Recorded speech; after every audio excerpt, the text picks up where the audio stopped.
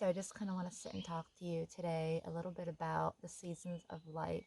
Our scripture reference this week is from the book of Ecclesiastes. I know I don't say it right.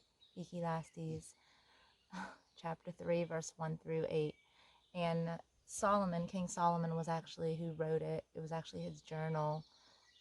He wanted to go find life without God, and so he kept a book of his observations, and he wrote this. And he wrote all 14 of the opposites.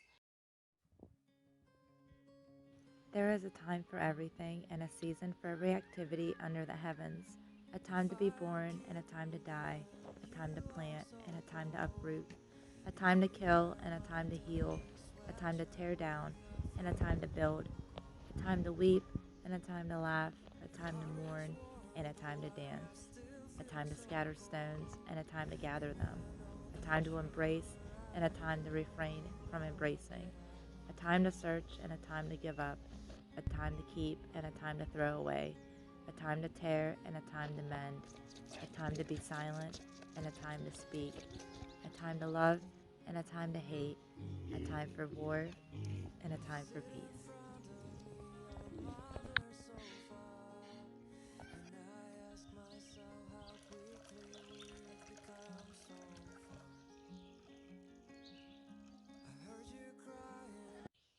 And I don't want to go into great depth about my story. If you go back a couple of focal videos of mine, I share about what led me here to begin with. So I had been in a really dark place in my life, and I had decided I was going to start over. And it wasn't until I gave my life to God and said, lead me, just take me where you will, that things started to turn around for me. I was unhappy with the decisions that were being made for me by life itself. I wanted to stay in my hometown. I wanted to keep my job, keep my career, keep the family business that we had had. And so I created a lot of resistance for myself. And eventually that made me angry and bitter, and I wasn't receiving any blessings, or so I thought. I wasn't paying attention, I guess. I wanted what I wanted in my time, what I thought was best for me.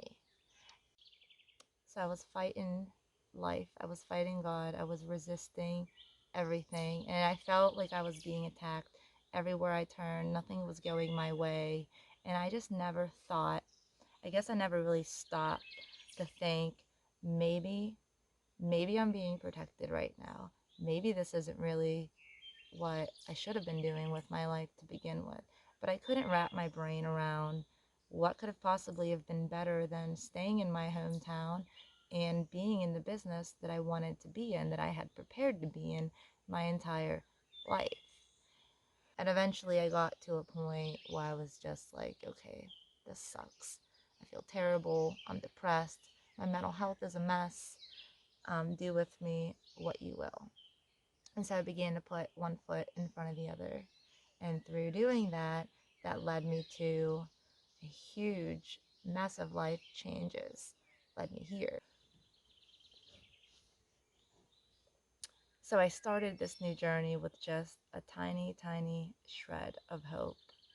I started putting one foot in front of the other. And little by little by little, things would start to get a little bit better for me. My mental health was clearing up. I was starting to sleep.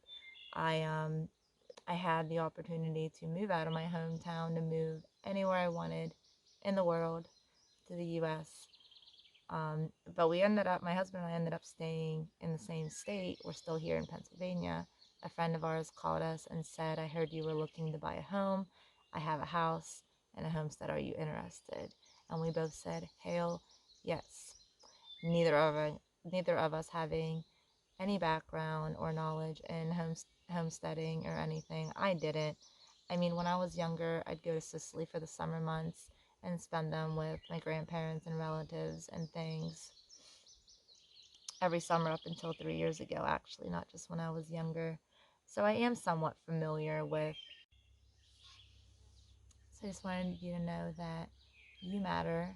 What you do matters. What you say matters. You know, sometimes you have to go within and do what makes you happy, what makes your soul happy. What makes me happy? Taking pictures, making video clips of things I see. uploading it to the internet and interacting with other people. Why? Connection. And like I said earlier, with billions of people in this world, none of us should be lonely. None of us should be so alone that we're depressed because we feel so alone, you know? So my point is just whatever season you're in life, just know that it's not going to stay like this forever. Things are going to change. 2 months ago, there was nothing on these trees, dead. These flowers, not here. Those bushes, not here, just dead. I could see all the way up this hill. And at one point, it truly felt like it was never going to change. And then little by little, things started to change. And then one day, it was like, bam, it's summer. Just a couple weeks ago, everything just happened. And now we are full swing into the summer season.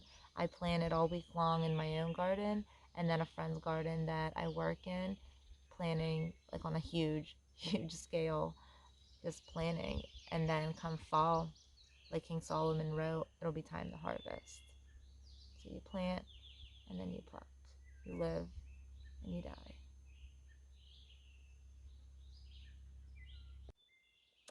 So anyway, thank you so much for letting me share, and thank you so much for this opportunity to lead y'all this week. I hope that you get your videos up and find a little bit of encouragement in this week's scripture. So let's head on over and get to shooting. I guess I got a little bit ahead of myself. I will be shooting with my Tomahawk Kiska Longbow. She is 45 at 28. And I recently tuned some 600 spine arrows for this bow, and just today I added these banana cut 4-inch wild fletching feathers. Are they pretty?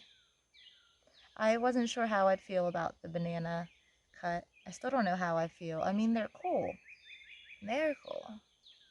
It's just not the typical feathers, I guess. And I also did a helical fletch.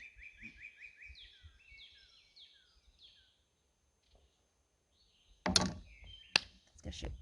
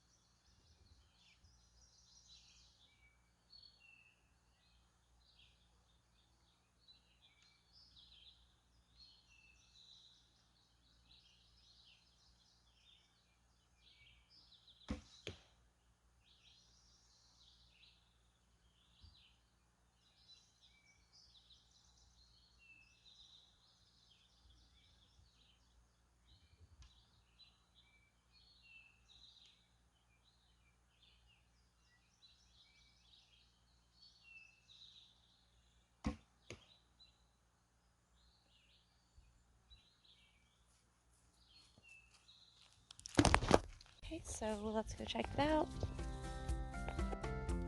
It has definitely been a minute for this bow, but hey, thank you all so much for watching, and we'll see y'all next time.